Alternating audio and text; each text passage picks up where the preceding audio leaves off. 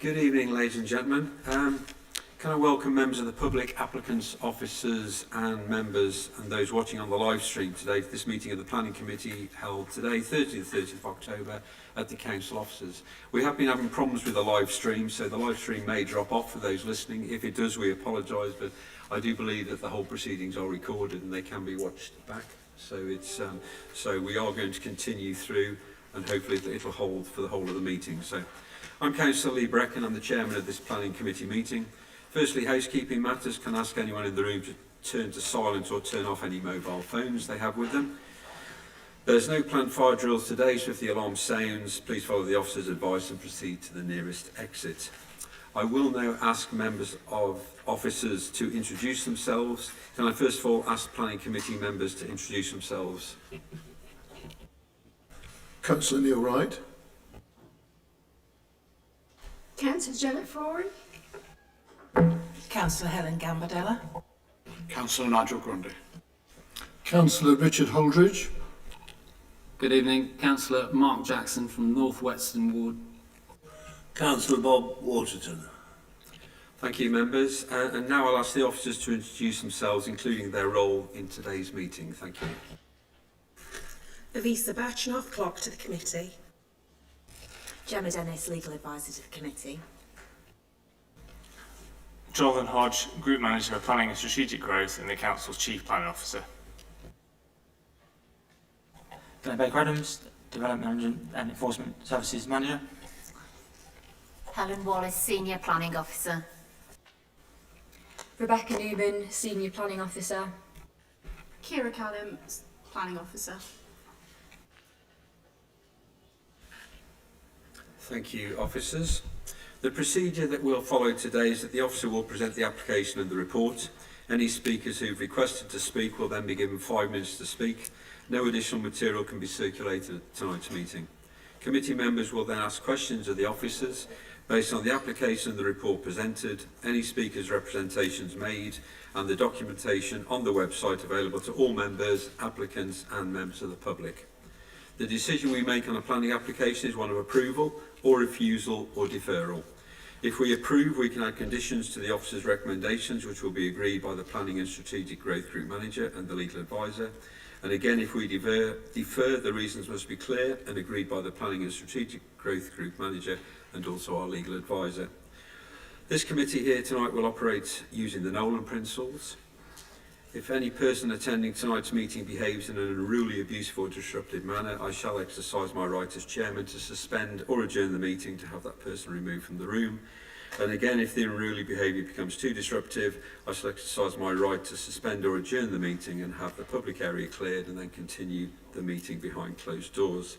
Looking at the room tonight, I hope that's not going to happen. I hope everyone's going to behave themselves. I ask visitors here tonight to respect the speakers, the officers and the members, and I will clear the public area if interruptions become too unruly. Can I remind members that they cannot vote on an application if they leave the room during the presentation or discussion of that item. Therefore, if a member wishes to leave the room and retain the right to vote, they must ask the chairman for a short adjournment. Okay, thank you. Moving to the agenda, item 1, apologies for absence. Do we have any apologies?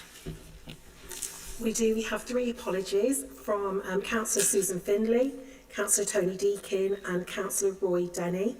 And we have 2 councillors stepping in today, which will be Councillor Mark Jackson and Councillor Nigel Grundy. Thank you. Item 2 on the agenda is disclosures of interest. Do any members of the committee have any disclosures of interest to make regarding tonight's applications that we're dealing with? Councillor Wright. Thank you, Chair. I have 2. On agenda item number 240398 FUL, I am married to the Ward Councillor Maggie Wright, who I believe is speaking this evening.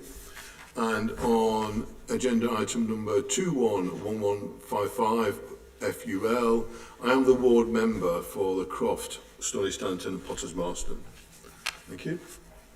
Okay, thank you. Any other declarations, members? No? Okay, thank you. They're noted. Item 3 on the agenda is the minutes of the previous meeting. The minutes are in the agenda pack. Can I have a proposer and a seconder, please?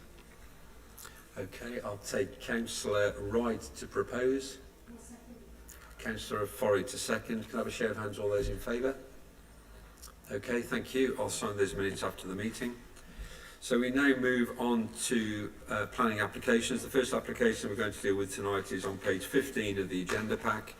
Application 21/1155/FUL, demolition of existing equestrian buildings and erection of storage barn, machinery store, courtyard stable block with tack rooms and offices, site office, admin building, indoor arena, menage with 8 numbered floodlighting columns and associated parking and landscaping, and also the diversion of existing public right of way. And can I ask the officer, Helen Wallace, to present the report? Thank you. Thank you, Chair. So this application relates to the redevelopment and expansion of an existing equestrian site located on Stanton Lane, Potters Marston. The site is outlined in red on the plan on the screen and extends to approximately 12 hectares. It comprises grazing paddocks and a number of buildings associated with the current equestrian use, including stabling, storage and a floodlit manege. The site also contains a dwelling and annex. The site is located in open countryside. As you can see on the screens, Croft Quarry lies to the east and the M69 to the north. That's just missed off the image there. To the west is Dovecote Court Business Park complex, including the Grade 2 listed Potters Marston Hall, Church of St Mary and the Dovecote, which is also a scheduled monument. The surrounding area is also crossed by numerous public rights of way, marked in pink on the plan currently showing on the screen. The site itself is crossed by public right of way U18, and the nature of the current footpath is shown on the slide. The application proposes the demolition of the majority of existing buildings on the site and the expansion of the equestrian uses. The original scheme currently displayed on the slide was dispersed across the site, with the arena and storage buildings positioned on the northern field parcel. The public right-of-way was proposed to be rerouted between the southern site boundary and existing residential buildings. Amendments have been secured to consolidate built form on the site, with all buildings bar the small office building being located in the southern field parcel. The size of the arena and stables has also been reduced. The outdoor manege and parking area will still be located in the northern field. A landscaping strategy has been submitted, and the proposal will include provision of an infiltration basin to the rear of the arena. The application predates the requirement for statutory biodiversity net gain.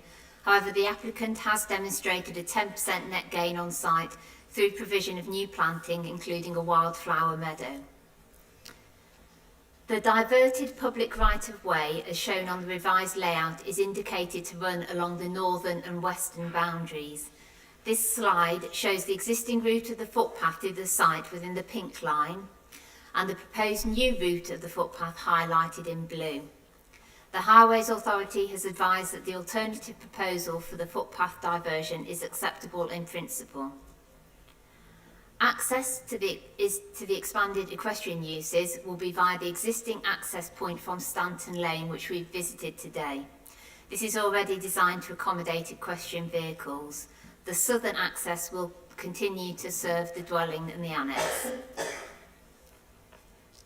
The proposed stables will contain 28 stalls, which is an additional 6 stables above the current provision on site. And these will be available on a full and part livery basis. 2-storey elements have been removed as part of the design revisions. The arena building has been designed to be used by coaches and trainers and potentially for competitions. The building has been slightly reduced in size while still capable of meeting competition standards. Its design is similar to that of agricultural buildings. Again, shown on the screen is the drawings for the machinery store, demonstrating the sort of typical agricultural style of the proposed buildings. The manege layout is shown on your screen. This will be floodlit and enclosed by a timber post and rail fence.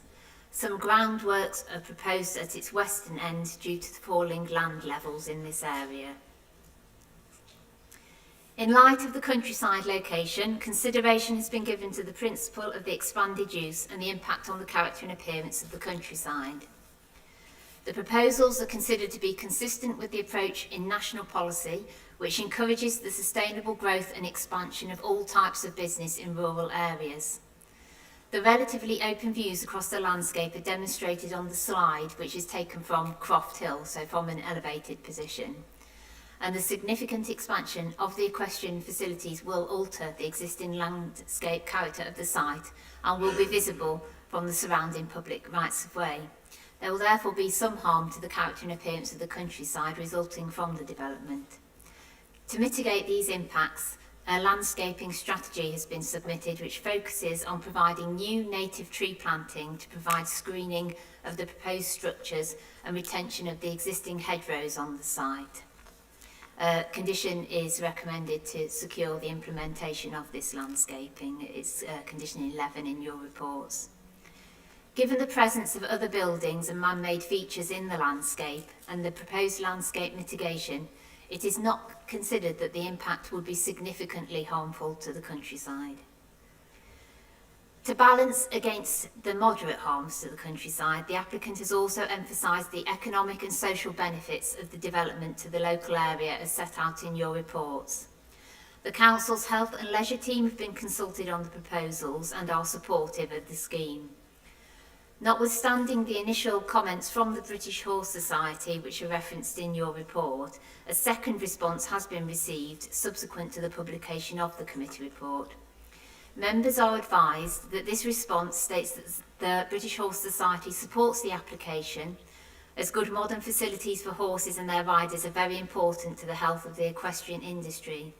They also highlight in their response the mental and physical health benefits, the fact that riding can be a lifelong activity and that it is a significant contributor to the rural economy. Specifically, in their comments, they state that the 1,500 horses registered to owners living in postcode LE9 on average generate 10.2 million per annum for the local economy.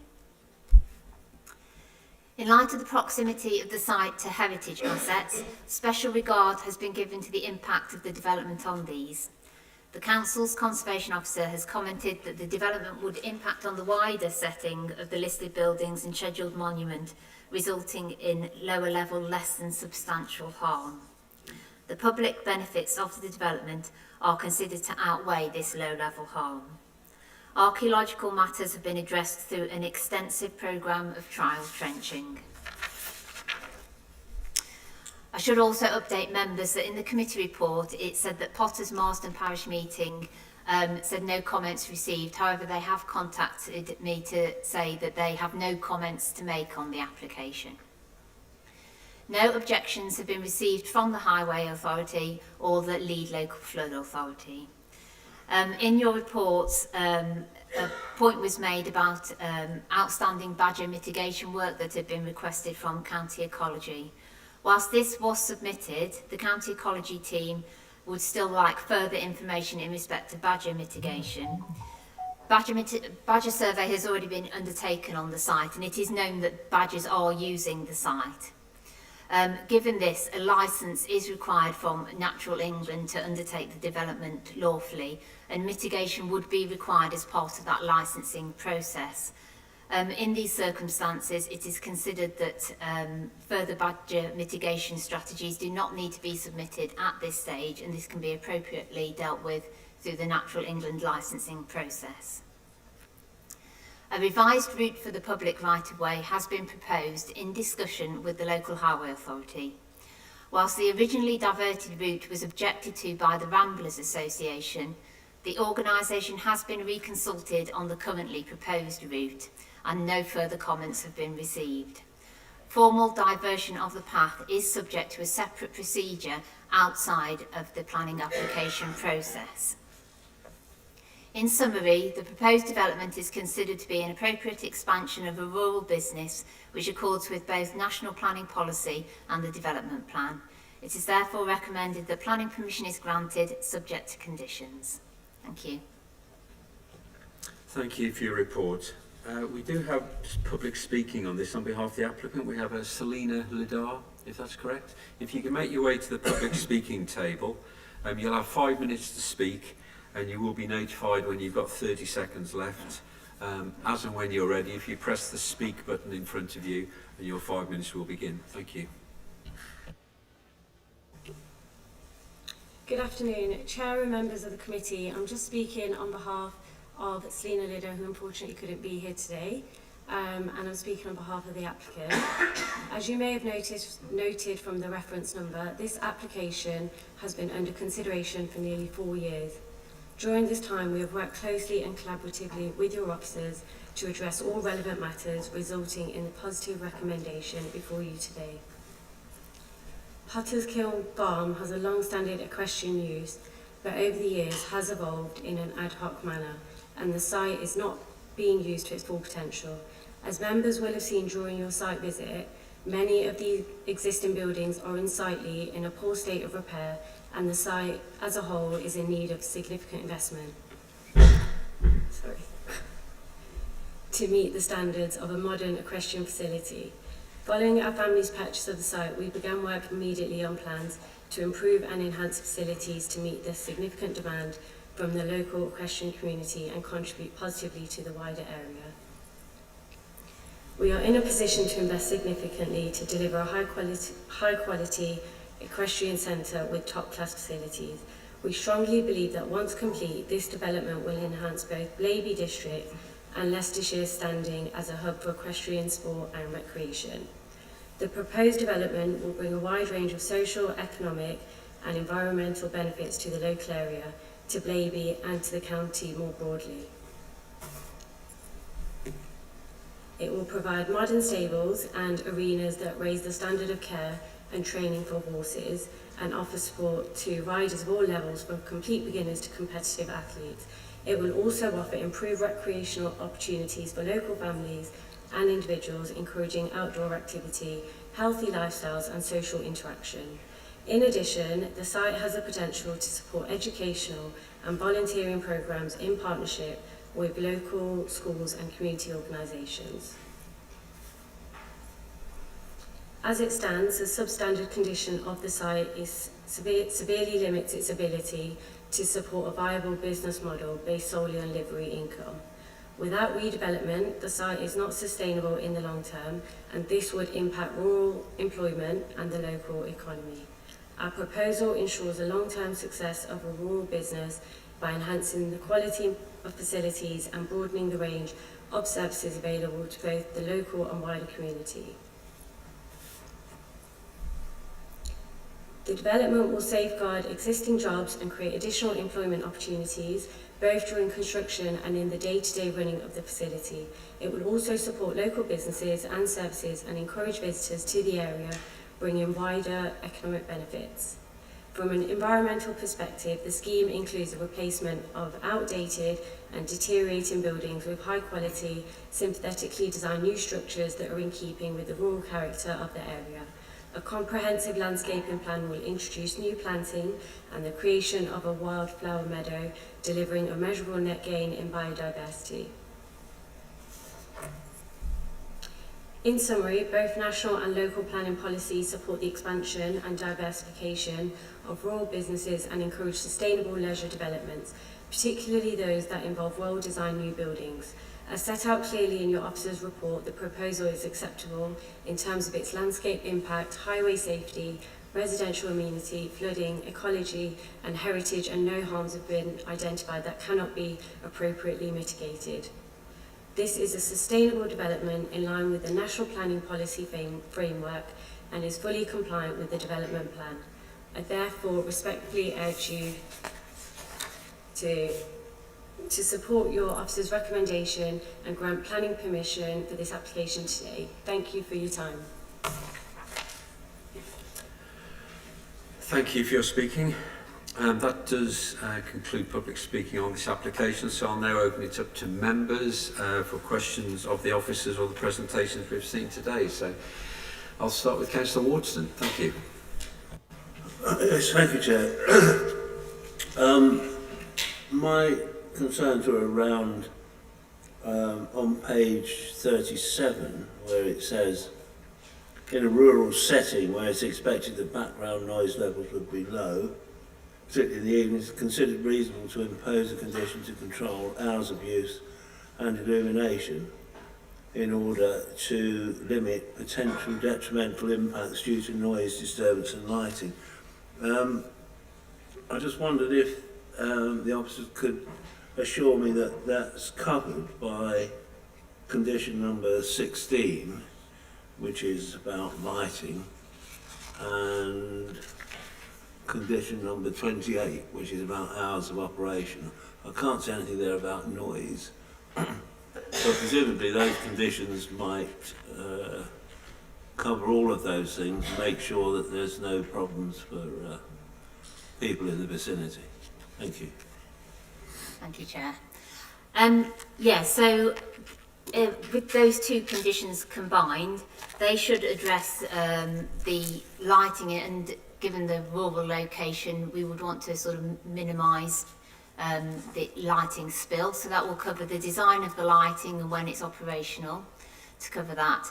In terms of hours of use, that's covered by condition 28, and it has been discussed with the applicant and the applicant's agents that we consider sort of at 8 o'clock to be the limit of the hours of operation.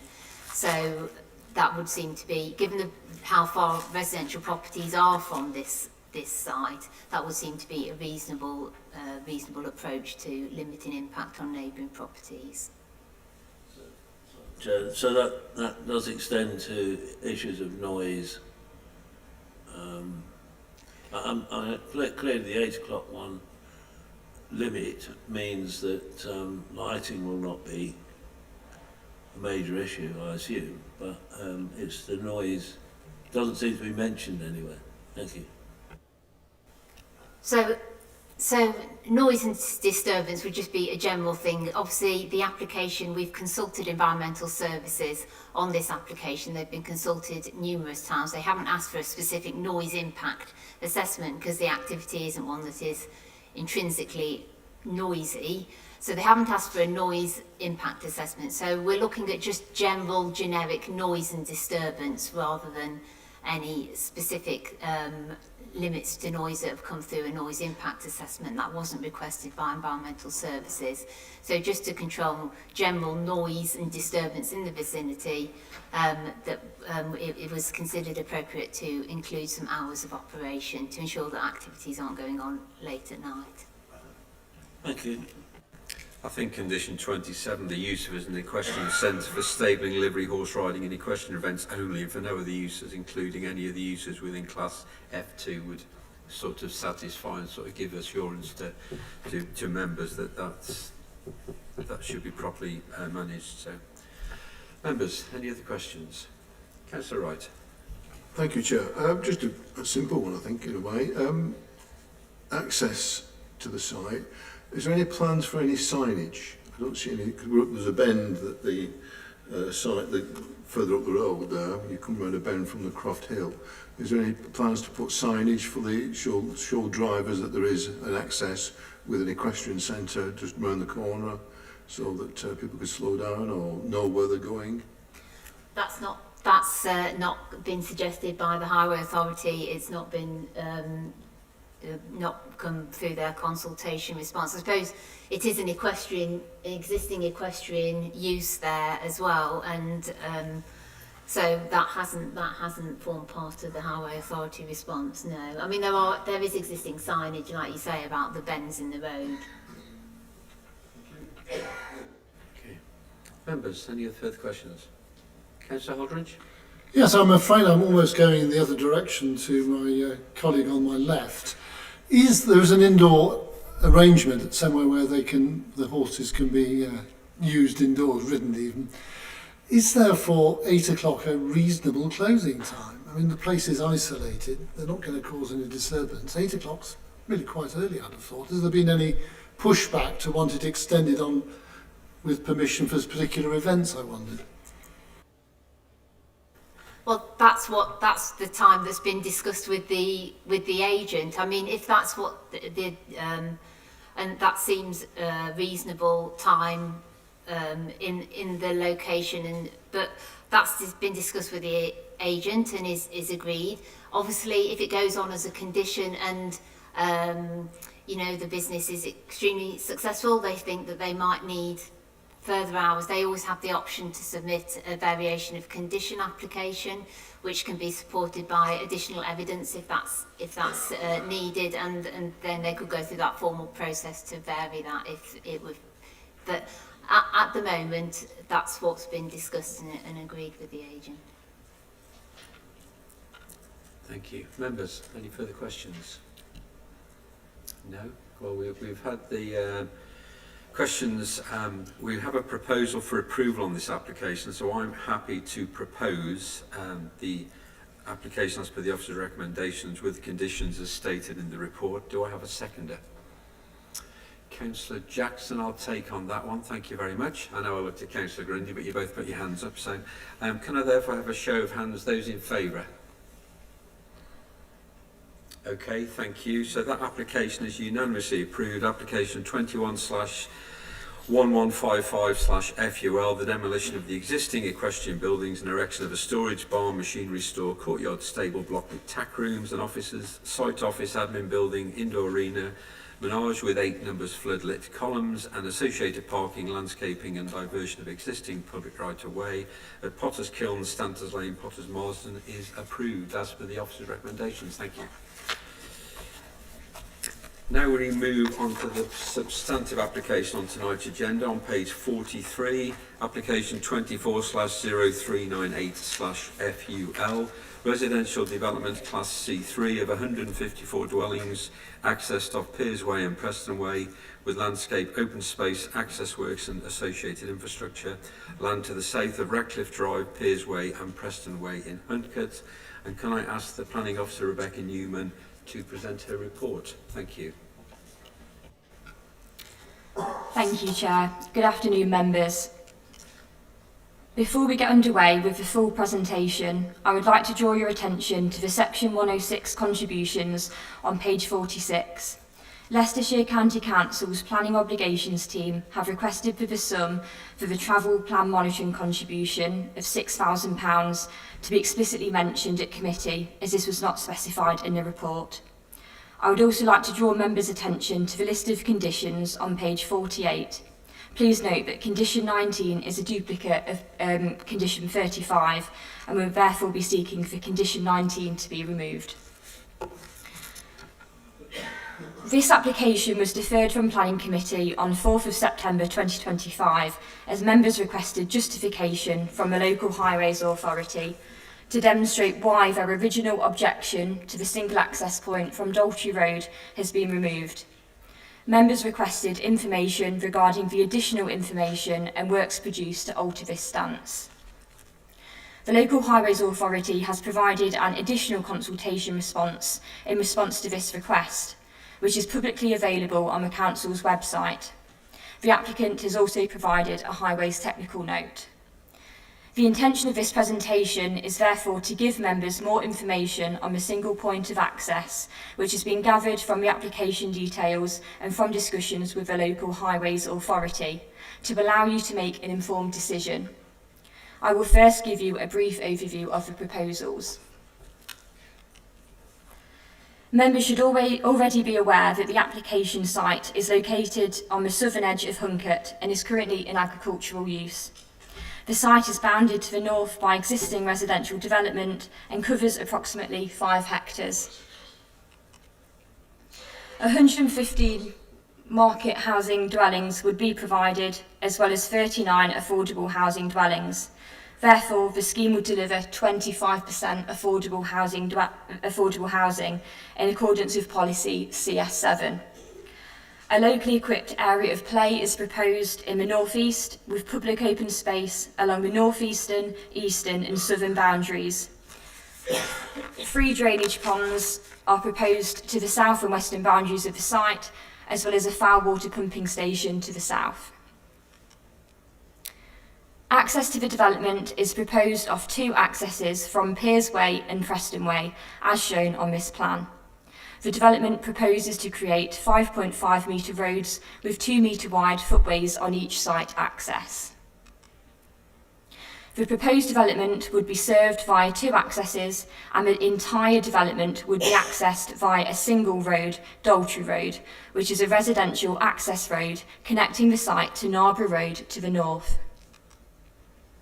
The Local Highways Authority has since provided an additional consultation response dated the 2nd of October, as requested by members at the most recent Planning Committee. The next two slides include key points from their response. Members previously asked why the Local Highways Authority's original objection to the single access point from Daltrey Road has been removed. In July 2025, the applicant provided the consultee with 12 documents and plans which are listed on this slide, which include a revised site layout, Stage 1 road safety audit, numerous swept path analysis drawings and a traffic signal controlled layout. The Local Highways Authority was consulted on these new documents and plans, and following review raised no objections to the proposals, subject to the imposition of conditions and contributions as set out in the committee report. It is also important to note that the applicant has worked with the Local Highways Authority for 14 months in order to overcome the consultee's initial objection. In the consultee's initial response, it advised that the applicant should explore the possibility of providing another vehicular access to the site. Following this, the applicant clarified that it could not identify another location for the additional site access due to there being no alternative highway frontage to the site and the applicant not having access rights across adjoining land.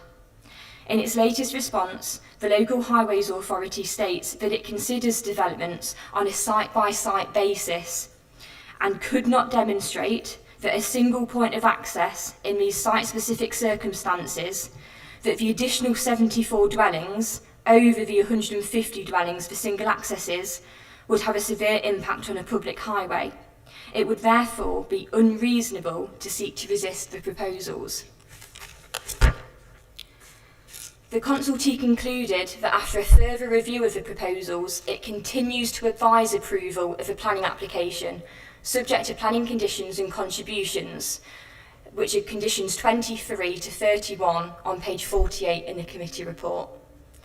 The NPPF also makes it clear in paragraph 116 that development should only be prevented or refused on highways grounds if there would be an unacceptable impact on highway safety or the residual cumulative impacts on a road network following mitigation would be severe, taking into account all reasonable future scenarios. To conclude, I have attempted to address members' concerns and reason for deferring the application previously.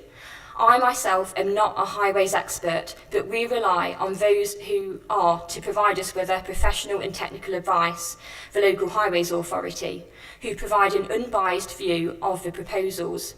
The main point that members should note is that no objections have been received from the Local Highways Authority.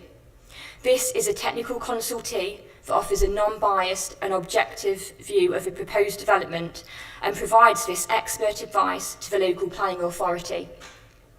In the absence of any objections from the statutory consultee, we cannot recommend refusal of the application on highways grounds. The proposal seeks consent for 154 dwellings, 39 of which would be affordable housing. The council cannot demonstrate a 5-year housing land supply, with it currently being at a maximum of 2.45 years. Whilst in designated countryside, the development would significantly contribute towards the council's housing land supply, and there are not considered to be any adverse impacts that would significantly and demonstrably outweigh the benefits of this proposal at this time. The application is therefore recommended for approval, subject to a Section 106 agreement for the reasons set out in the report and explained in this presentation. Thank you. Thank you, Rebecca. We do have public speaking on this application, so first of all I'd like to call the ward member, Councillor Maggie Wright. I know you know the routine, Maggie, but 5 minutes, you'll be given a 30-second warning, and when you're ready, you can press the speak button. Thank you. Thank you, Mr. Chairman. As usual, could I forego my 30-second warning and just go for the cut-off? Okay. Let me just get my timing. Okay, good afternoon, members. Thank you for deferring this application and requesting further information from the Highways to justify the single access proposal off Daltrey Road. I remain disappointed with the Highways response, which repeats itself and does not justify why the request for a separate access was dropped or explain why guidance was overridden, other than the developer could not provide it. Why has it become acceptable to exceed numbers at the access by 49%. The main justification being given is the lack of personal injury collision. The definition of justification is the action of showing something to be right or reasonable. The explanation does neither and doesn't take in consideration of facts for the future. The facts are these. The junction faces a children's play area which will be encircled by construction traffic and traffic entering and exiting the development. What are the safety audit and risk assessment for mitigation? Children are precious, this is a reserved matter application and details need to be confirmed now. The junction exits and enters via a busy road facing a bank of street parking which is hazardous. The Parish Council's VAS monitoring is located close by and has revealed the average number of 24,000 vehicle movements entering and leaving the village per week. That's now and not taking into account no new developments.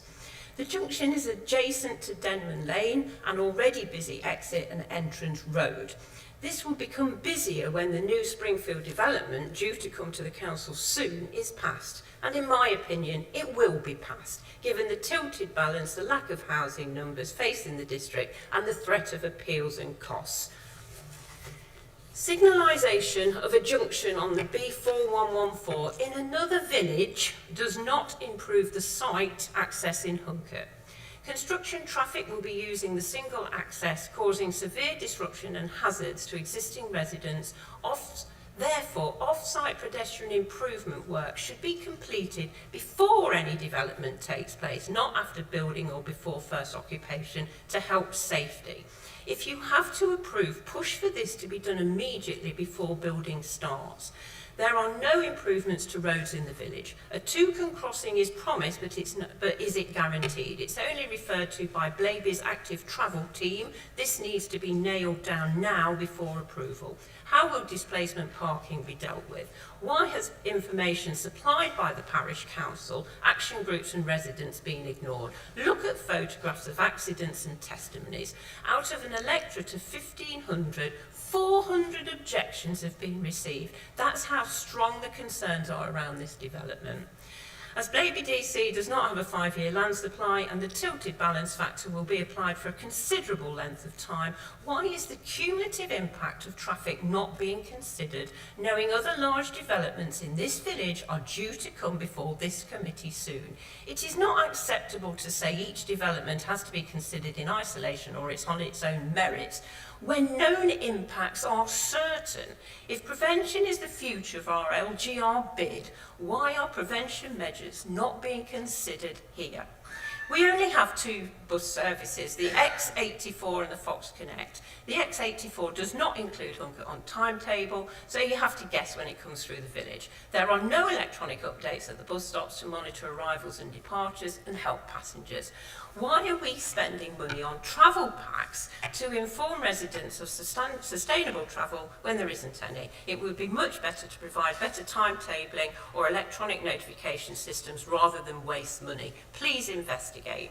If members are of a mind to pass this application, please press for the best conditions and section 106 contributions which benefit this village directly. Please nail it down. I believe highways issue, sustainability and flood risks significantly outweigh the tilted balance benefits of housing need on this proposal. This application should be refused and in normal circumstances would be at least consider deferring again today until detailed condition information is given to you and can be implemented. There will not be another opportunity to influence. As a long-standing district councillor, this is probably one of the worst planning applications I've seen in my ward. I understand the planning committee's dilemma of housing numbers and tilted balance, but if you don't push back on the highways decisions like this, the legacy you leave will be stored up for future problems. You are the planning committee, not the consultees. If you are not able to do this, what is the value of your committee? All applications may well be delivered by delegated authority. Thank you very much for listening. Thank you, Councillor Wright. Next, on behalf of the parish, we have Alec Knight. So, Mr. Knight, again, you have 5 minutes. You've given 30 seconds, and when you're ready, if you press the speak button in front of you, thank you.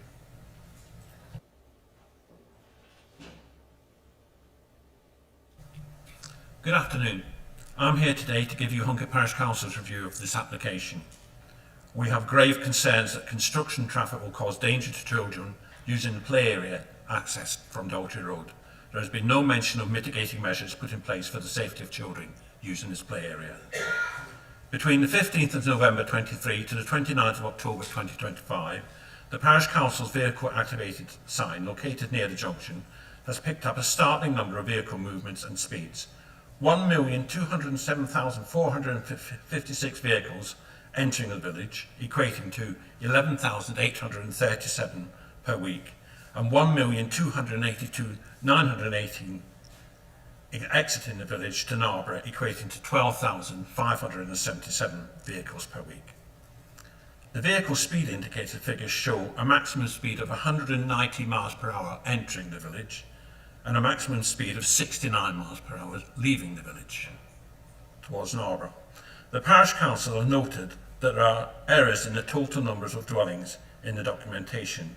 With the current 75 existing dwellings, the proposal for 154 dwellings makes a total of 229 and not 234 as they state. This raises concerns of the competence with other provided figures. We agree with Councillor Maggie Wright on the highways issues and points of access. County Highways changed the report between November 24 and August 25. I quote, referring to the Leicestershire Highways Design Guide, the LHA is concerned that the proposed development and existing number of dwellings served off the Narborough Road Daltrey Road junction would result in 224 dwellings being served by a single point of access. Given the design and geometry of Daltrey Road, this exceeds the maximum number of dwellings, which is 150, which can be served by a single point of access. Therefore, the applicant should explore the possibility of providing another vehicular access to the site. They now state the LHA is satisfied that the junction of Daltrey Road and Narborough Road can operate with the additional traffic and there be no personal injury collisions in this junction. When the County Council's policies haven't changed in the intervening time period, this growth of 49.3% above the maximum number of dwellings seems considerable. Also, as this is a full application, why are the detailed site access requirements not being provided at this time? But these will have a significant impact on access concerns for the development. Further highways concerns exist in terms of ensuring the legislated except for access use of Denman Lane is maintained. There is no recognition of this in the developer's highway scheme. We support Blaby's active travel officers' request for the installation of a suitable two-can crossing between Daltrey Road and Denman Lane. Furthermore, we request that a further crossing be added between Alexandra House and the newsagents at 2 Narborough Road. We are concerned that the list of documents reviewed by the LHA on page 52 of the officer's report does not recognise any of the documents supplied by the Parish Council as having been considered. In a village with an electorate of 1,598, 400 objections were received, showing that there are significant numbers of local concerns about the proposals. How many does it take for you to see sense? Notifications should be given prior to purchase of houses and again repeated after the sale commences of the close proximity of Croft Quarry site, particularly when drilling and blasting is likely to resume as part of the lateral extension of the quarry. Hunkett Cemetery is in desperate need of extending, and while we have the necessary land, it is not in a fit state for use. This application will lead to an increasing number of village residents wishing to be buried there. The lack of open space contribution to help support this site renovation is disappointing. I previously stated this request and it was recognised by Councillor Lee Brecken as important.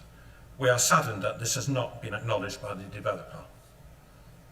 We are disappointed that S106 funds are being funnelled to Stony Stanton for an Astros pitch there, when Hunkett desperately needs new facilities following the deterioration of Hunkett Sportsfield Lane due to the gas issues at Hunkett Leisure Centre, plus the removal of the international standard BMX track. These areas provided invaluable health and recreation space for Hunkett parishioners. Hunkett Parish Council would like to ensure we are considered for maximum appropriate 106 monies for this development, for improving and maintaining Hunkett facilities, should this proposal be approved. The Parish Council also reserves the right to make future comments if further applications are received in relation to this site. I would, however, strongly urge you to reject this application in light of the issues which I have raised. Thank you very much. Thank you, Mr. Light. And finally, as an objector, we have Chris Shaw. Mr. Shaw, you'll be given 5 minutes. Again, you'll get a 30-second warning, and as and when you, well, the mic's on, but as and when you're ready, if you can begin. Thank you.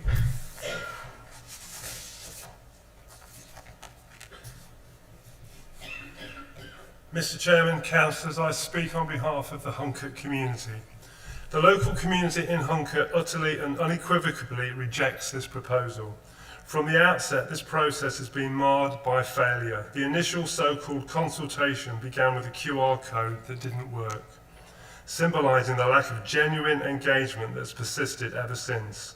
Neither Gelson Homes nor Blaby District Council has meaningfully consulted or communicated with the people most affected by this development. The access arrangements are ill-conceived, unsafe, and show no understanding of local conditions. In truth, every stage of this process has been poorly executed and dismissive of community voices. This is not responsible planning, it is a textbook example of how not to engage with the local community. Our objections remain as follows. Highway design non-compliance. The proposal breaches the Leicestershire Highway Design Guide, LHDG Table DG1, which limits single access developments to a maximum of 150 dwellings. This scheme would create 224 dwellings served by one access point via Daltrey Road. The design departure has been accepted without any quantitative assessment of safety, capacity or resilience. Lack of transparency and justification. The local highways authority initially objected to the single access arrangement, but later withdrew this objection without explanation or supporting evidence. The officer's report provides no analysis of this reversal, despite the Planning Committee's explicit earlier request for clarification. Neglect of community and pedestrian safety. The report fails to address serious risks to pedestrians, cyclists and children using local play areas adjacent to Daltrey Road. Emergency access and evacuation scenarios in the event the single route is blocked are not considered at all. Absence of independent verification. The officer's conclusions rely solely on developer-funded assessments by Tetra Tech and the LHA's acceptance with no independent review or audit. The Stage 1 road safety audit is neither referenced nor scrutinised, undermining confidence in the validity of the conclusions reached. Evidence of existing road safety problems. There is documented evidence of PIAs and multiple collisions and near misses along Narborough Road, near Daltrey Road, between 2012 and 2025. This evidence has been ignored. One local resident, Mrs. Susan Jones of Narborough Road, has suffered 3 vehicle write-offs in the past 3 years as a direct result of road traffic accidents outside of her house. In particular, and following the committee meeting in September, we are outraged at the lack of transparency in accepting the revised Leicestershire Highways Authority position. The committee explicitly deferred the previous decisions because members required justification for the LHA's change of stance. Despite this, the officer's report simply notes receipt of the LHA's latest advice, continuing to recommend approval without providing a summary of what new evidence or modelling informed this change, any statement of professional reasoning or internal audit trail, or any engagement with the public safety implications of relaxing the earlier objection. The Hunkett community has crowd-funded engagement of an external consultant to undertake a review of all the documentation associated with this proposal. His report concludes, no reliable traffic modelling data has been used to reach a conclusion about traffic impact on the existing community. The proposal adds significant risk to traffic and pedestrian safety. Mitigation measures proposed to address safety concerns are insufficient, and the active travel plans are at best a sustainability wish list and will fail without investment in active travel infrastructure, none of which is proposed. We reject the view this is a safe proposal. These photographs tell their own story. They show a disturbing pattern of road traffic accidents along the Narborough Road, a clear refutation of any claim that this is a safe road environment. To add another 150 houses generating around 1,000 extra vehicle movements every day is not responsible planning. It is compounding danger. You will be funneling significant additional traffic through an already hazardous Daltrey-Narborough junction, a junction long recognised as problematic and unsafe. Worse still, this increased risk sits directly beside a children's playground and family gathering area. It is quite simply a recipe for disaster. Because of the insurmountable difficulties associated with entry to the village, it is not a question of if another serious accident will occur, but when. And when it does, the responsibility will rest with those who chose to ignore the clear evidence before them. Are you really prepared to take that risk by approving this proposal? Thank you. Thank you, Mr. Shaw. So finally, on behalf of the applicant, we have Rob Thorley from Gelson Homes. Again, 5 minutes, 30 seconds notice, and when you're ready, if you can begin. Thank you. Okay, thank you, Chair. This application was previously deferred by members due solely to concerns about the single point of access and why the Highway Authority had allowed this. This has now been more fully explained by Leicestershire County Council. Whilst the starting point of the guidance is that single point of access may not be preferred, it is at the end of the day guidance to start. There are multiple other factors to consider in determining whether a proposed solution is ultimately acceptable. As confirmed by LCC, the lack of alternative access points, highway safety records and road safety audits have all had to be considered in coming to the conclusion that the junction is safe. In this case, both our professional highway consultants and the Highway Authority are satisfied the junction will be safe. The NPPF sets a very high bar for refusing applications on highway grounds, as your officer has already explained. To be unacceptable, impacts have to be severe. The proposals before you today do not begin to approach that level of impact. In addition, the proposals also include significant highway improvements elsewhere on the network, most notably the signalisation of the Hunkett Road-Coventry Road junction. Localised improvements to pedestrian routes between the site and the village centre are also proposed. Other benefits of the scheme include substantial financial contributions to local schools, totalling over 1.5 million, over 100,000 towards healthcare, and other contributions to policing, libraries, waste, off-site sport and sustainable travel initiatives. The scheme would also deliver a policy-compliant 25% of the 154 units as affordable. There will be no impacts in terms of ecology or flood risk, and the development would deliver a biodiversity net gain of nearly 20%. We have worked with our officers to deliver a scheme that is well designed and sustainable. As a local house builder, Gelson is able to deliver these houses quickly to help to address the council's acute shortfall in housing supply, which currently stands at just 2.45 years. Accordingly, I would ask members to endorse the recommendation of your officers this evening and to resolve to grant planning permission. Thank you. Thank you, Mr. Thorley. If you can just press the microphone to speak button off for me. Thank you. That's brilliant. Thank you. That does conclude public speaking. I don't think I've ever been quoted by a parish council before, so thank you to Mr. Knight for quoting me. I've always believed that 106 money should be used to mitigate the impact of any development, and those monies should go towards the parish where the development is being proposed. So I am quite passionate about that, but yeah, thank you for that quote. I will now open it to members, obviously to ask questions of the officers, and I'll start with Councillor Jackson. Thank you.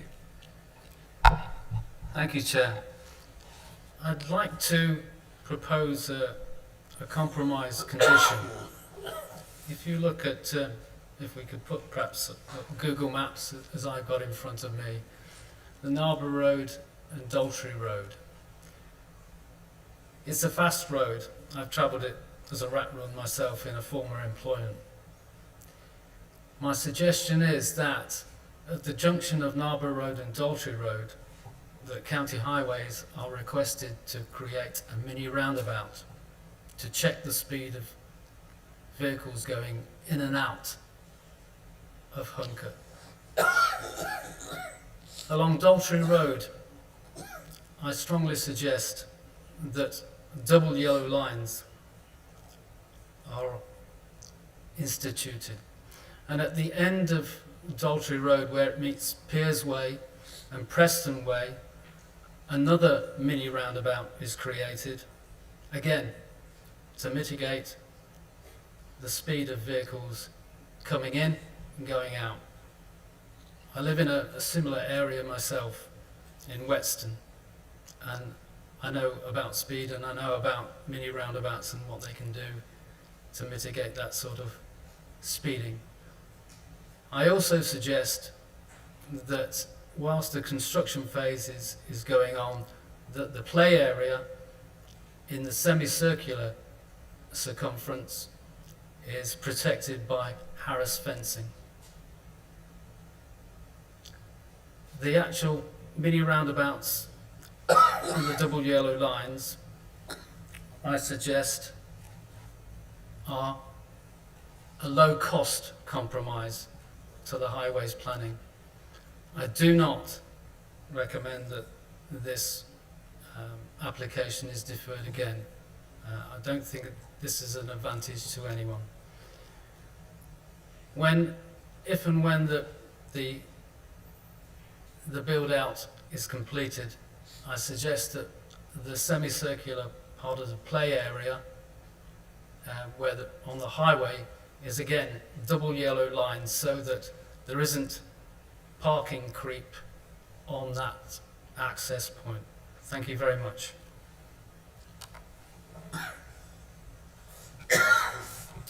Thank you. In terms of the roundabouts, your request, obviously the Highways Authority has already assessed the proposals and they have said that in terms of traffic safety, the single access point and the existing arrangements and the sort of new access points, they obviously haven't proposed for the roundabouts. They don't feel that it is necessary. So we wouldn't be looking at sort of adding those roundabouts purely because our highways expert hasn't recommended that. In terms of the traffic regulation order with the double lines, we could include that, as you say. Did you say on the Daltrey Road, was that where you were proposing?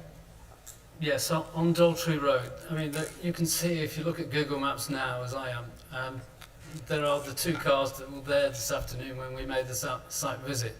All these houses have adequate parking, off-road parking, and I don't see any reason why.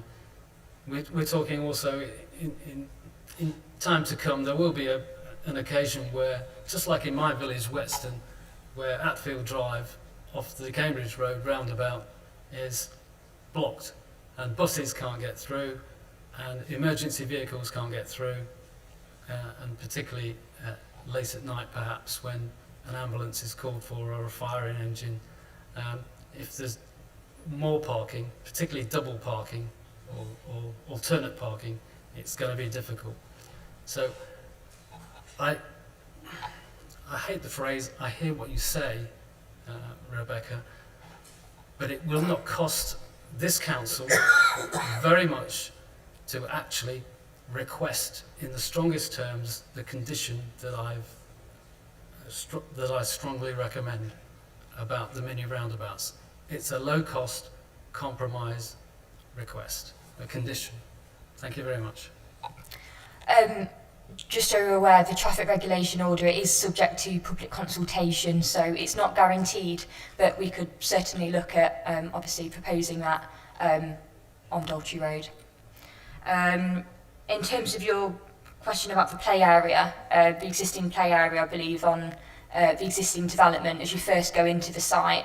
It does already have sort of fencing that borders the play area, as well as a separate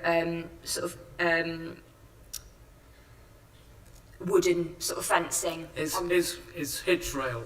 It's even a 70-year-old man like me can jump over it. So you're not going to stop an active 10-year-old going over for their ball or their aeroplane or whatever it is. Harris fencing, whilst 4-ton trucks laden with whatever are going in and out. Thank you. We could look at including that Harris fencing in the construction management plan to address that. It's not a fence, it's crossing the road, children crossing the road, that's the danger. Excuse me, Jonathan, do you want to come in? So just to pick up on that as well, Councillor, so yeah, as Rebecca says, we can put that in construction management, but we could also add that as a note to applicant as well, in terms of the Harris fencing during the construction phase. Also, just to pick on the other point, as Rebecca mentioned, so I'm sure on teaching just okay, but obviously any conditions that we put on need to meet the conditions test of being necessary, and as Rebecca has said, the mini roundabouts are not deemed to be necessary by the local highways authority, but the traffic regulation or the TRO is something that we could put into there for you. Okay, thank you. Councillor Wright. Thank you, Chair. I was one of the ones that sat on the planning committee in September, and I was one of the ones that asked for this request for some further information. And I don't like my fellow committee members may feel the same. I'm disappointed and frustrated, really, by what we got back. I thought it was very poor, if I have to say the word poor. It didn't give us anything really that we didn't really know before, to a certain degree. And this committee have been in this position before regarding highways, and we find ourselves in the position again regarding highways. And as I say, as a committee member, I do find it very, very frustrating at the moment that if highways say that's right, and we are where we are with it. And it's very difficult for us then to explain that to our board members, etc., because they don't see it that way. And I think it's wrong, and we do need to look at something differently if we can, because I don't see this getting any better. I see the highways issue is going to become more and more an issue. The more we build properties, the more we build estates around the district, highways is going to become more an issue. And if highways go, yeah, everything's fine, then that's it. Sorry, someone wants to come in, sorry. No, I was just going to, can I ask what specifically would you like highways to say, or is there anything in particular you wish them to address? Yeah, I understand the word guidance, and I understand that they use this word guidance, and I understand where guidance comes from. But it's difficult to explain to people out there that you've 1 minute you say, no, you can't, we're not happy with this entrance, you go away and think about it. The developer goes away and thinks about it and comes back and says, well, look, we've got some more information for you, highways. There's been no, and they use the word, there have been no personal injury collisions. So highways go, okay, that's fine, no problem at all, you can go ahead. And that to me is a bit woolly, yeah, because I question whether highways have been out and had a look at the site in any respect, or whether it's just a desktop analysis. That's just my personal opinion, I'm sorry, okay. Okay, thank you for that. Yeah, I think most of us around the table who sat, and there's six out of the 8 members here today did sit on the previous application. I think when it was deferred, there was a hope that we might get something just to clarify a question that was asked, and that really hasn't been answered, but they have just re-emphasised the fact that the 150 access, we have them throughout the district that have single point of access, Glenfield, Cambridgethorpe. I can think of many other places where certainly I've been involved on this planning committee where they've been approved, that single point of access, and it is a guideline, it is a minimal, but they normally have evidence that would warrant going above that. And obviously we asked the question as a deferral at the last meeting in September when this was dealt with, and the answers come back with a bit more information, but it hasn't really. I understand Councillor Wright's frustrations. Members, oh, sorry, yes, Rebecca.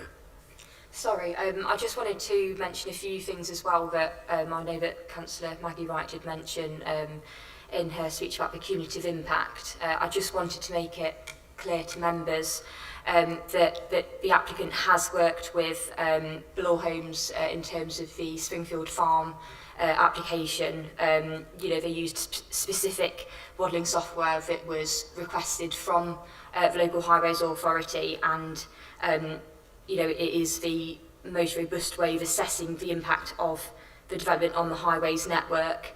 And it also included sensitivity testing, so in terms of the worst case scenario in terms of traffic impacts. I also did just want to mention about the single point of access, obviously it going above the 150 dwellings, which is usually the case, but highways did assess this, and they have to do it on a site-by-site basis, and in this case they did deem that the addition of the additional 74 dwellings would be acceptable, and they have looked at it, you know, in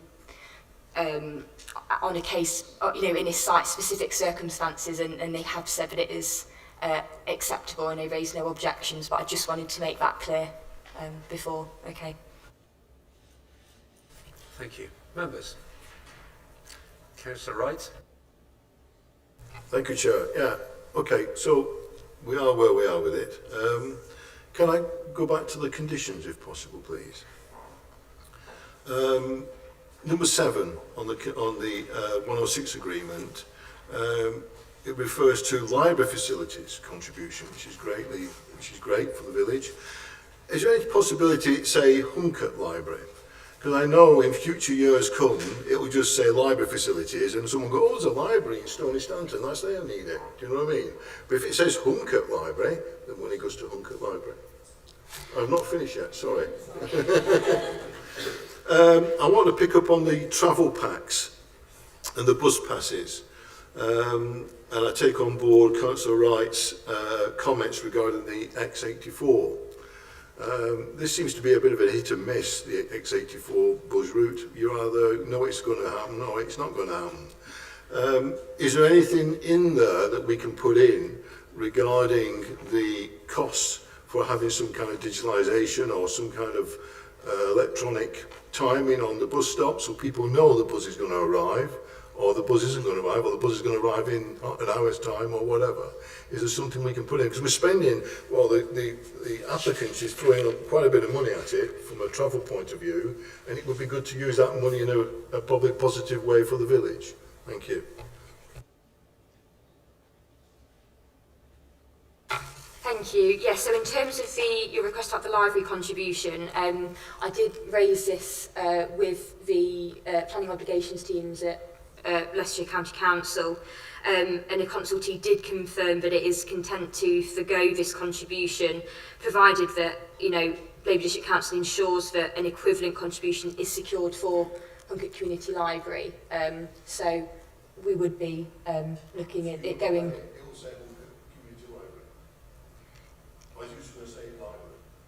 It would.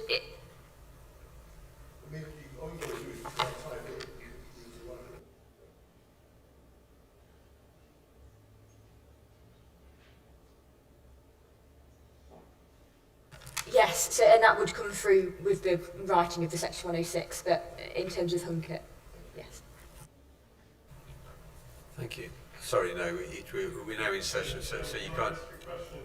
No, sorry, it's. You had your 5 minutes to talk. Yeah, Mr. Shaw, you had your chance to talk, so please be quiet. If you can't be quiet, I'll suspend the. If you can't be quiet, I'll suspend the meeting, just ask you to be removed, and then we'll continue without your presence. So if you want to enjoy listening to what the rest of the committee is going to deal with on this application, can I just ask you to be quiet?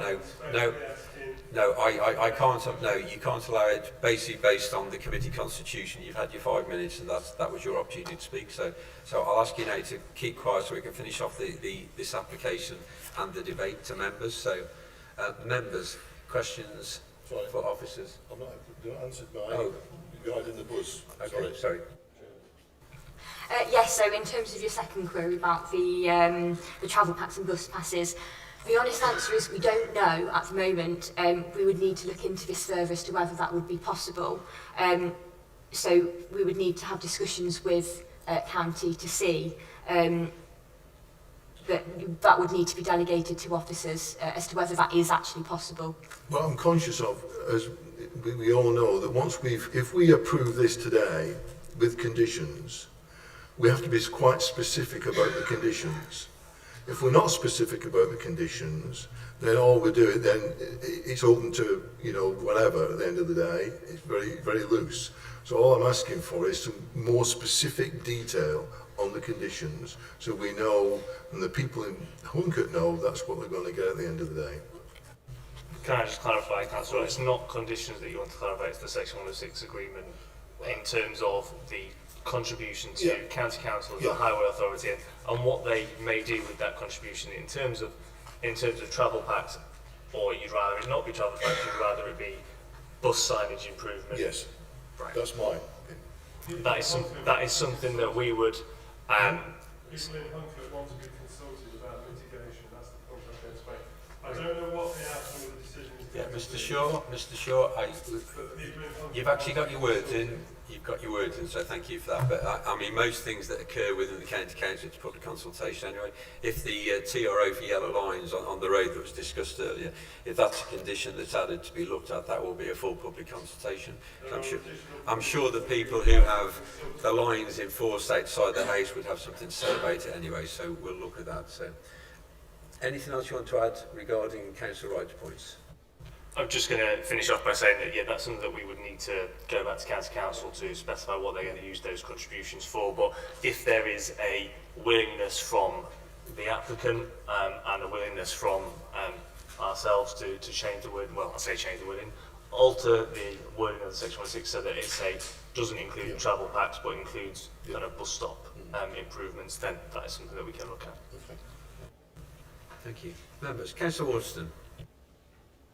Yes, thank you. I'm unclear where we've got to with my colleague's suggestion about mini roundabouts and yellow lines in appropriate places. I mean, are we talking about additional conditions here? Because if we are, we should agree. I think or what do we actually?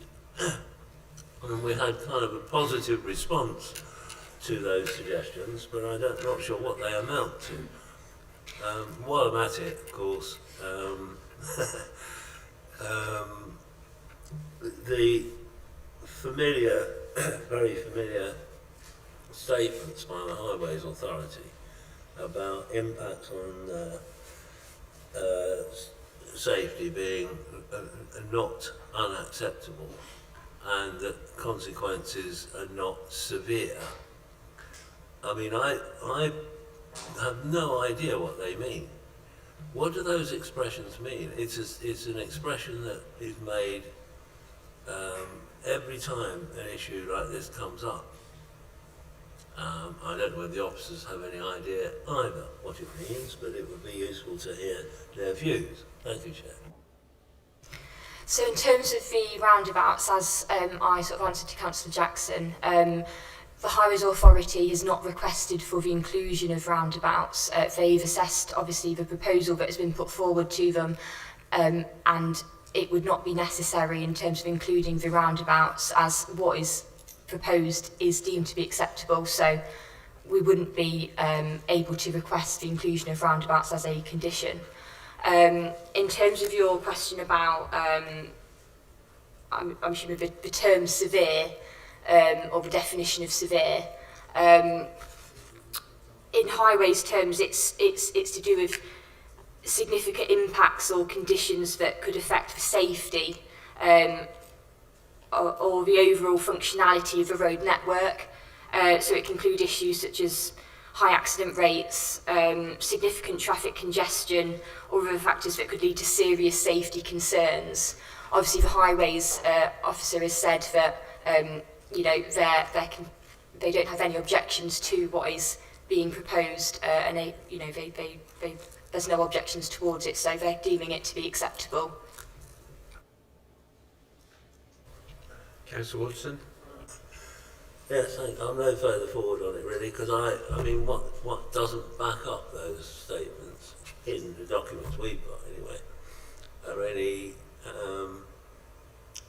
evidence. I mean, to say that something is severe, well, or not severe, is not enough. It's just a very vague statement.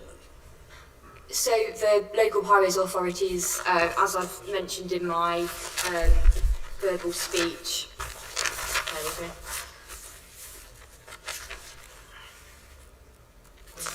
This is the evidence for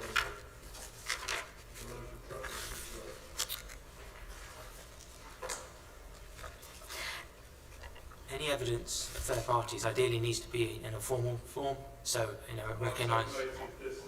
Yeah, but is that done by an approved contractor? Accredited people? Well, generally speaking, with transport impact assessments are done by, like we've had with the agencies, Tetra Tech. Has that been commissioned by anybody in particular?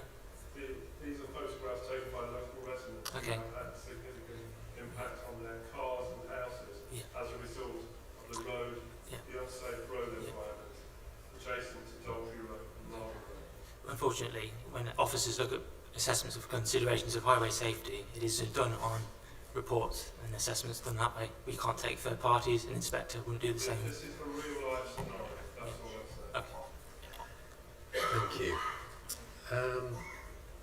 Yeah, I think Rebecca, you're just going to look at evidence. I think Councillor Wharton has obviously talked about it. I mean, certainly Councillor Wharton's concern. I think we'd have to look at sort of member training, maybe with highways in the room, just to try and explain their definitions. That might be something we want to look at. But Jonathan? Yeah, that's absolutely right, Chair. But also, given that we have the applicant in the room, we also have local residents in the room. It's something I think we could probably put a note to applicant on the application to suggest to the applicant to set up the local residents kind of group to obviously look at what they would want in terms of moving forward, subject to obviously approval of the application. Thank you. Members? Councillor Wright. Thank you, Chair. In the highways document, on conditions, number 4, no part of the development hereby permitted shall be occupied until such time as a scheme for the off-site highway works, the B4114, Coventry Road, Huncock Road Junction, has been submitted and approved in writing. The approval scheme. Yeah, this is to mitigate the development, the impact of the development, etc. Can I ask, because we've also got in the conditions work to the off-site pedestrian access between the development and the village. Can we have that put in there, that that's done before the site starts?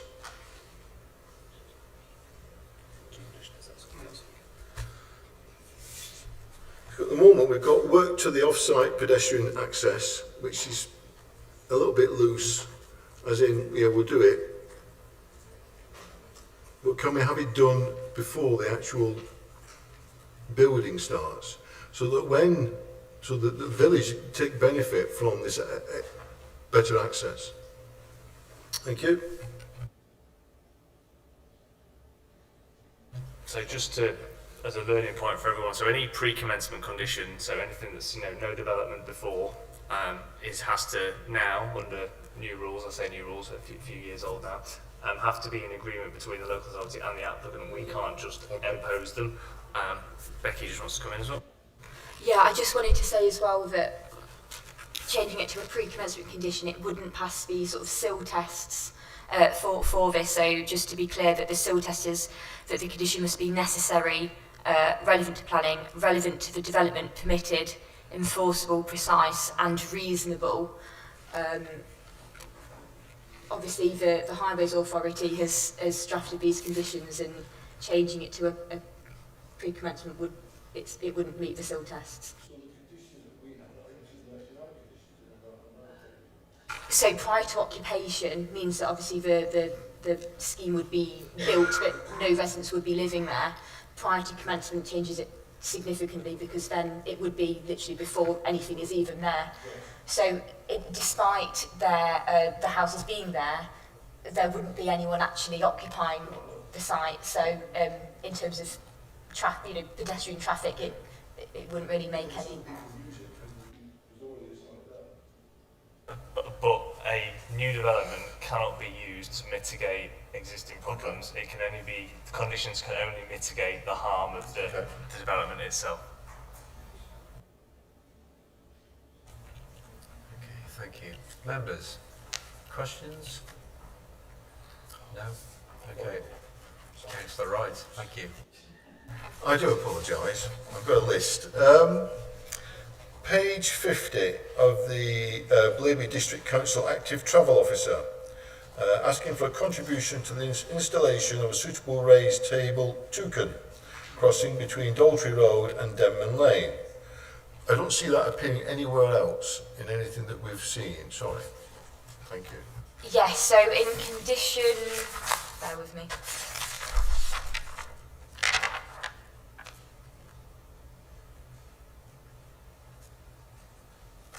Condition 25 of the committee report, it's about a scheme for the off-site pedestrian works between the development site and Hunkett Village Centre to be submitted and agreed prior to occupation.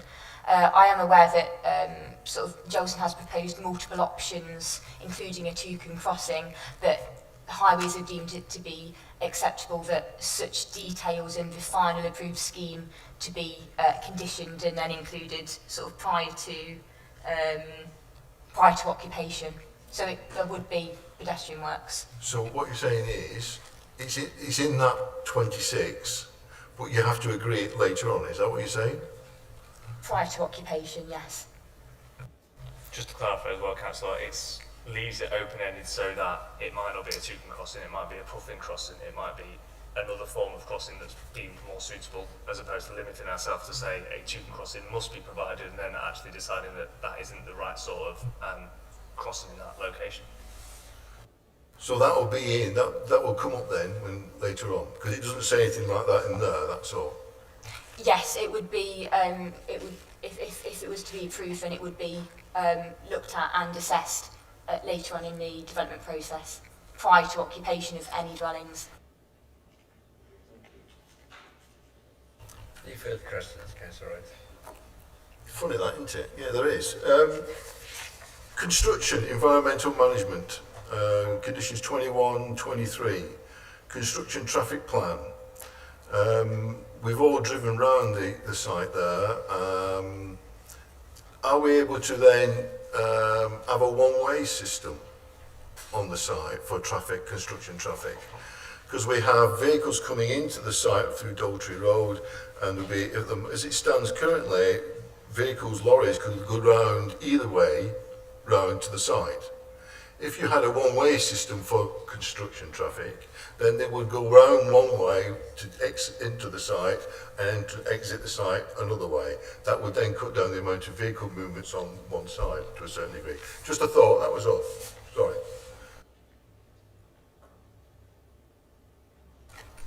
So in the what highways have requested, they've asked for sort of details of the routing of construction traffic. So when, if the application was approved and the developer provided that information, the Highways Authority would obviously be assessing the impact of the construction traffic. So obviously it depends on what they feel to be acceptable. We wouldn't be able to, obviously we're not the highways expert, we wouldn't be able to say whether that would be, obviously it would have impacts on existing residents as well, and they would need to take that into consideration as well. So that would be all determined at discharge of conditions. Okay, thank you. Just a couple more things on the construction traffic side. Will there be wheel washing for vehicles entering the site from the site? And one other thing is, are we looking at letting the local people know what those regulations are and the parish council for this construction traffic management plan? Would you normally let people in the vicinity know what the plan is, so people are aware of what's been laid down with the developer for vehicles moving around the site? I just want to come back on that, Any details on a construction management plan would be submitted via a formal discharge of condition application, which is a public document which we could consult the parish council on and residents, and then local residents in the parish can have the opportunity to comment on those proposals at that time. Dependent upon the scheme, but I have seen other construction management plans where people set up a local phone line for if there's any issues, so that can be included within the scope of a construction management plan, so that there's a number that people can call if there's any particular issue. So that sort of level of local engagement can be included within that. And so that'll be going through the parish council then, who are the... Yeah. Yes, that's a public application, a discharge of condition application, and that's in the public arena, and people can have the opportunity to comment on that. I just wanted to come back about the wheel cleansing as well. That is included in the, that would be requested in the construction management plan as well. Okay, thank you. And one other thing, sorry, I just remembered. When you go through the site, there are a number of speed humps. The buzz went up and down the speed humps, etc. Yeah, and these speed humps are all brick. Yeah, if you've got lorries going over those speed humps with heavy goods, etc., with soil on the back or whatever, they're going to get damaged because they're not made for heavy vehicles going over on a regular basis. Is there anything in the conditions that make sure that those are then put back how they are, how they should be now, where there's no heavy vehicles going over? Thank you.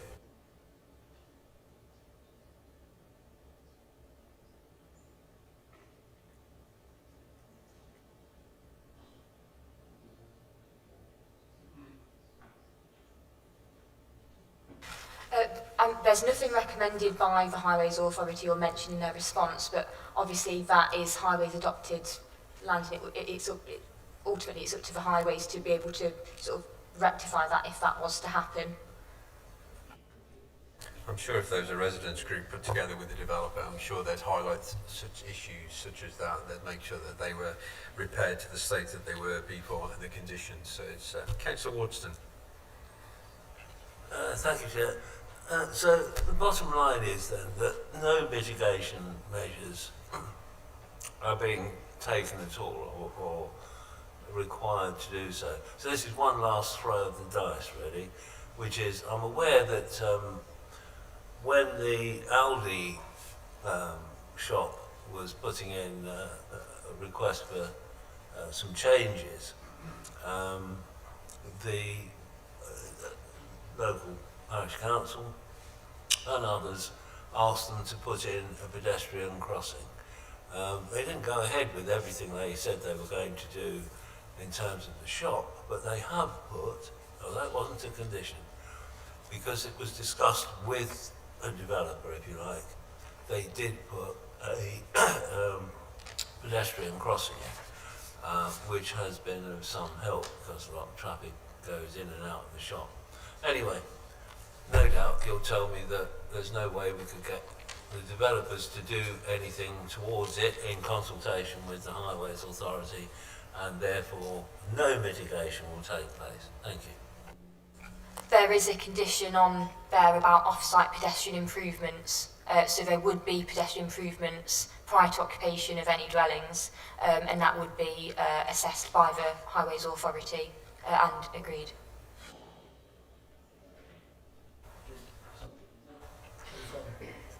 It's a condition that, yeah, it's a condition that requires the developer to. Yes, it's condition 25 in a committee report. Success, Councillor Watson. I don't think I've got any more questions from members. What I would say, I mean, I pick up on Councillor Wright's comments. I mean, obviously the tilted balance, we look at that and we have to use that because of our land supply. I think sometimes Blaby District is a victim of its own success. I think people want to live and work in Blaby. And I think housing developers know that where villages exist, they're popular places and people want to come and move into the countryside. They want to do that and they want to live. And I think developers are across the district bringing schemes forward, they're building them, and they're being fully sold out, and people are living. So I think that is part of our success, of where we are and what we've done over the last sort of 20 years from a legacy point of view. My only question for the officers was, we talked about S1 and 6 monies, and obviously in the report on page 51, Blaby District Council Health and Recreation had asked for a financial request of 204,000. It was artificial grass pitches of 37,000. Were they for the village of Hunkett? Okay, and then it was the change in pavilion at the proposed 3G site at Stony Stanton Memorial Hall, 136,000. That obviously is Stony Stanton. The pitch improvements at Hunkett Sports Club of 30,000. I know that's a sports club, it's not the parish council. But my view is, I mean, certainly with my day hat on, I mean, a parish council should be able to get a financial request for the request and a contribution for the provision and enhancement of facilities within the parish. And I don't understand why that isn't being offered here, rather than money's being given elsewhere to enhance other villages. Really, the money should be going. And is there any way that provision of 106 monies can be given? If you offset the 30,000 the Hunkett Sports Club, which obviously has Hunkett in its name, the other 174,000 should be allocated, I think quite rightly, to a parish provision for enhancement, provision or enhancement of facilities within the parish. And that really gives the parish council flexibility to use the monies that the development has given to mitigate the impact by adding benefit. And I haven't seen the health and recreation team. I know we discussed this at the last time this was dealt with, but I think that is something that could quite easily be allocated to the parish of Hunkett for its use and its benefit. I know they talk about the cemetery. The cemetery is classed as a public open space as long as it's open to members of the public. I know people buy plots there and their individual deeds of land, but certainly I know of parishes throughout the district that have enjoyed utilising 106 monies.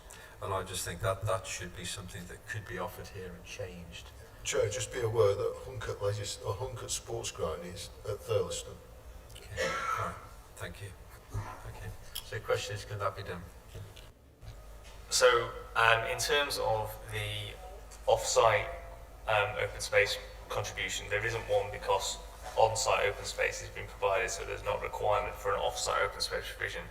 In terms of the 3G contribution, that is due to the playing pitch strategy that we have at Blaby, which suggests that funds have to go towards a 3G pitch as opposed to a grass pitch, and I understand there are no suitable sites in Hunkett at this time. And then also in terms of the sports facilities changing, I believe that has been looked into in that we could locate that somewhere in Hunkett as opposed to the Stony Stanton one that is mentioned. So on that matter, yes, that has been looked at in terms of so it can benefit the village of Hunkett, because I agree with you, Chair, that we want contributions for developments to mitigate the harm of the development in where it is situated. Is there anything to add? I just wanted to add about the cemetery query as well. I did address that in page 113 of the report. We've obviously had a look into this to see if it was possible, but it's the financial contribution is not considered to meet the tests of the community infrastructure regulations, as it would not be necessary to make the development acceptable in planning terms. It's not directly related to the development, and fairly and reasonably related in scale and kind to the development. So that is why we haven't been able to get those. I accept normally applications have to be for current need, not based on future needs, so the development should mitigate the current impact, so I accept that. So, okay, thank you. We obviously have an application here that's recommended for approval. We were told by the planning officer that she was looking to remove a duplicate condition, so there was that. We also had the consideration for an additional condition to look to TRA to allow yellow lines to be put around the entrance to the development on the roads going in that we talked about. So that's something that I believe was told that could be looked at and that can be added. So with that in mind, I will move this forward. We do have a proposal from the officer for approval for this application. I am happy therefore to propose the officer's recommendation to approve. Do I have a seconder? Just clarify, so is that an approval with the additional condition of the TRA? Yeah. So yes, approval with the condition of the additional TRO and the removal of the duplicate that we spoke about as well. Councillor Grundy, you're happy to second that? Okay, thank you, Councillor Grundy. So I have a proposer and a seconder. Can I have a show of hands from those members for approval of this application?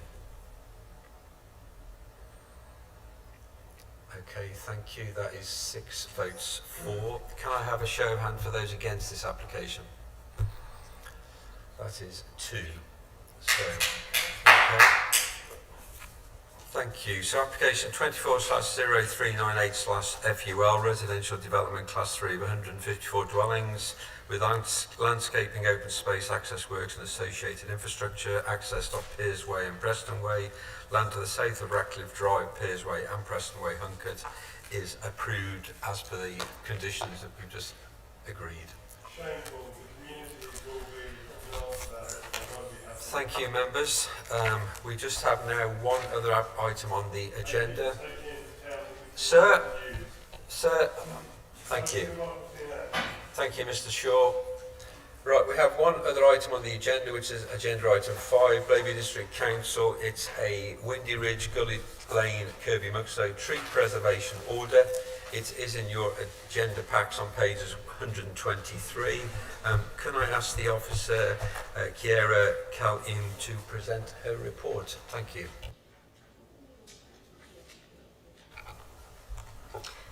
Thank you, Chair. Good evening, members. This agenda item seeks confirmation of a tree preservation order at Windy Ridge on Gullet Lane. The order will protect 3 trees located to the front of the property. This slide contains an aerial view of the trees in the surrounding area. The trees are circled in red and labelled by species. The 3 trees included for consideration within the TPO are T1, a horse chestnut, T2, an ash tree, and T3, a black pine.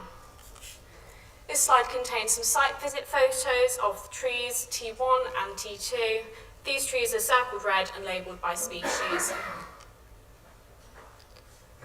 Again, this slide contains site visit photos of trees T2 and T3. The trees are again circled in red and labelled by species.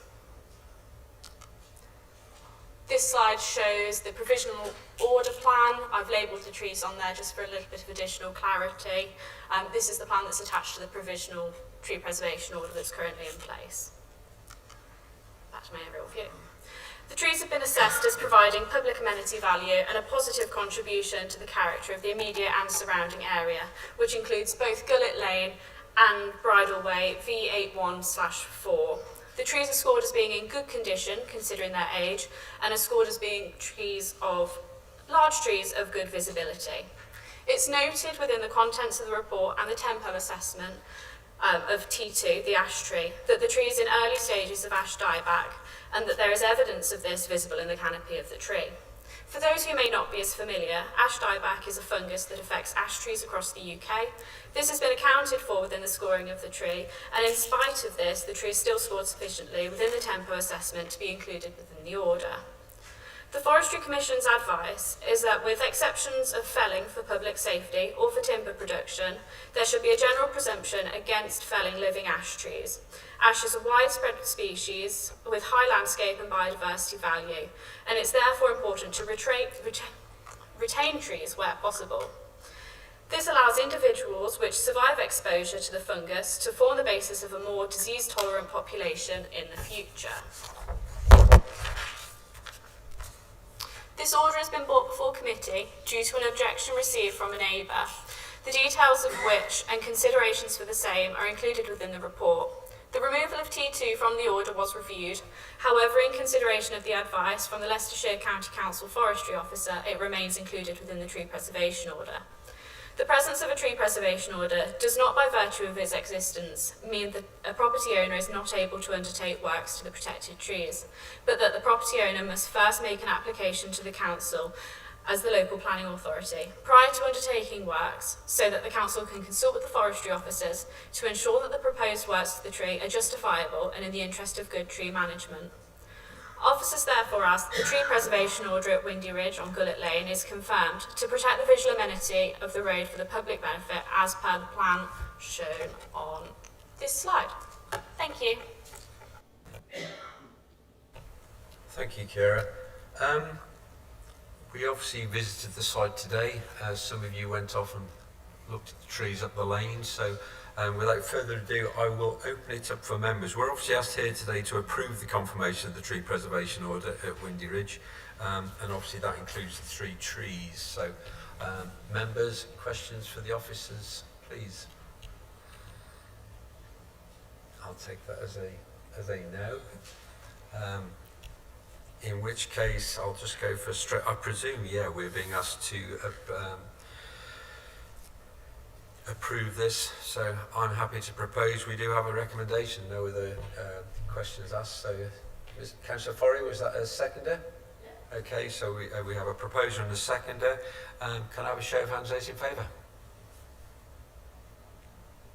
Okay. Thank you. Any opposed? Any against?